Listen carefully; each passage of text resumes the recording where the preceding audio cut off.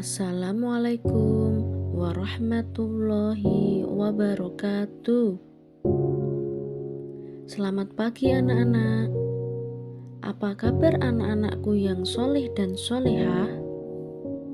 Semoga kita semua dalam keadaan sehat dan selalu dalam lindungan Allah Subhanahu wa Ta'ala. Sebelum memulai pembelajaran, alangkah baiknya kita berdoa terlebih dahulu pada Allah Subhanahu wa Ta'ala. Semoga kita diberi kemudahan dalam belajar dan menuntut ilmu yang bermanfaat.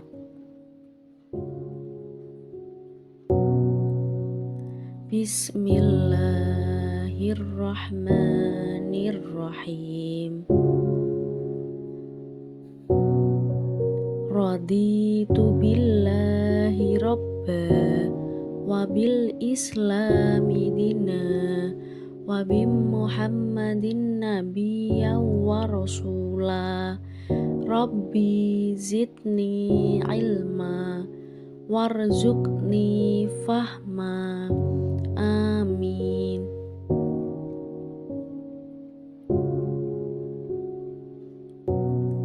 Pada kesempatan kali ini, kita akan belajar tentang ayo membayar zakat. Namun, subtema kali ini adalah orang-orang yang berhak menerima zakat.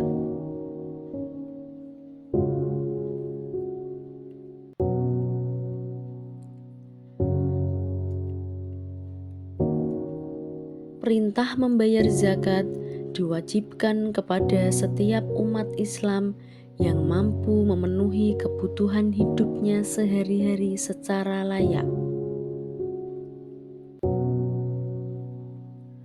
Bagi umat Islam yang tidak mampu mencukupi biaya hidupnya, maka mereka tidak wajib membayar zakat. Akan tetapi, justru mereka harus diberi zakat. Orang yang mengeluarkan zakat disebut dengan muzaki. Sedangkan orang yang berhak menerima zakat disebut mustahik. Allah Subhanahu wa Ta'ala telah menetapkan golongan orang-orang yang berhak menerima zakat,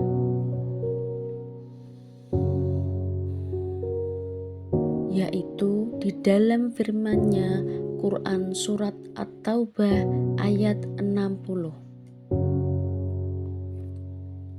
Bismillahirrahmanirrahim. Innamas shodaqatu lil fuqara'i wal masakini wal amilina 'alaiha wal mu'allafati qulubuhum wa firriqabi wal gharimina wa fi sabilillahi wa ibnis sabil faridatan minallah wallahu alimun hakim. Artinya, sesungguhnya zakat itu hanyalah untuk orang-orang fakir, orang miskin, amil zakat yang dilunakkan hatinya atau mu'alaf, untuk memerdekakan hamba sahaya, untuk membebaskan orang yang berhutang, untuk jalan Allah, dan untuk orang yang sedang dalam perjalanan, sebagai kewajiban dari Allah. Allah yang Maha Mengetahui lagi bijaksana.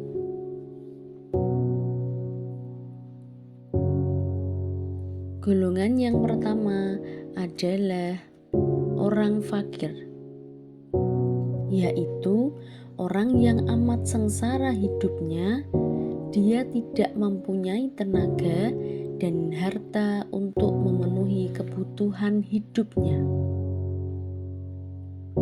Contohnya adalah gelandangan, pengemis, orang yang tidak memiliki rumah ataupun pekerjaan. Yang kedua, orang miskin, yaitu orang yang tidak cukup penghasilan untuk memenuhi kebutuhan hidupnya sehari-hari. Mungkin dia mempunyai rumah dan pekerjaan, tetapi hasil dari kebutuhannya tidak mencukupi kebutuhannya sehari-hari. Yang ketiga, amil zakat atau pengurus zakat, yaitu orang yang bertugas mengumpulkan dan membagikan zakat. Dibagikan kepada siapa zakat itu? Yaitu dibagikan kepada orang-orang yang berhak menerima zakat. Yang keempat, mu'alaf, yaitu orang yang baru masuk Islam, tapi kemungkinan imannya masih lemah. Mu'alaf juga masuk dalam golongan yang berhak menerima zakat. Hal ini bertujuan agar orang tersebut semakin mantap dalam meyakini agama Islam sebagai agamanya, Allah sebagai Tuhan dan Muhammad sebagai Rasulnya. Yang kelima, gharim, yaitu orang yang berhutang karena untuk kepentingan yang bukan maksiat, tetapi tidak sanggup membayarnya. Seorang muslim yang memiliki hutang termasuk dalam penerima zakat apabila ia tidak mampu membayarnya. Gharim berhak menerima zakat dengan catatan apabila hutang itu untuk kepentingan yang diperbolehkan dalam syariat dan bukan untuk maksiat. Contohnya adalah orang yang berhutang untuk memelihara persatuan umat Islam. Yang keenam, fi sabilillah, yaitu orang-orang yang berjuang di jalan Allah. Fi sabilillah tidak dapat dimaknai hanya semata-mata sebagai orang yang berperang secara fisik, tapi mereka yang mengerjakan kebajikan untuk kemaslahatan umat. Contohnya, orang yang mendirikan masjid, guru mengaji, dan lain sebagainya. Yang ketujuh, riqab atau hamba sahaya, yaitu budak yang harus dimerdekakan. Pada masa sekarang, budak ini sudah tidak ada. Ini hanya berlaku pada masa lalu. Yang kedelapan, ibnu sabil atau seseorang yang sedang melakukan perjalanan jauh atau musafir namun bukan untuk perjalanan maksiat. Contohnya, anak-anak yang menuntut ilmu atau orang-orang yang kehabisan bekal dalam perjalanan. Anak-anakku yang soleh dan solehah, setelah kalian melihat dan mendengar video ini, jawablah pertanyaan berikut.